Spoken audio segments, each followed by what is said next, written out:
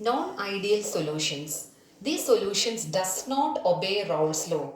So simply we can say solutions that does not obey Raoult's law are termed as non-ideal solutions.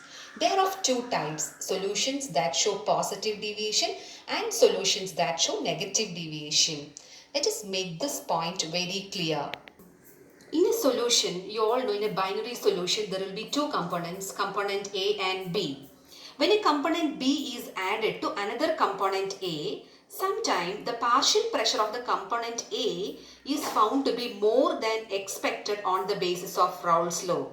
A similar effect is also observed when the other component B is added over A. So in such case, the observed vapor pressure is more than the expected one or the calculated one from Raoult's law.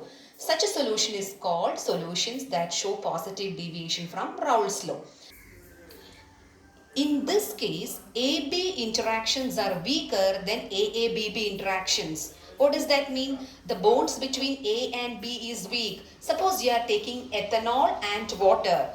You all know ethanol and water has hydrogen bonds in it. When you mix these two, existing hydrogen bonds can be ruptured. So that leads to the weak interactions of AB and more vapor pressure is observed than we expect. Such a solution is this case, that is solutions that show positive deviation. In this particular case, delta V mixing will be more than 0. That means if you mix the 25 ml A, 25 ml B, sometimes you may get 50.1 ml. So it can be more. Delta H mixing will be more than 0. This will be endothermic in nature, which shows that heat energy is absorbed. At the same time, in the other case, the solutions that show negative deviation, the observed vapor pressure is less than expected or calculated from Raoult's law.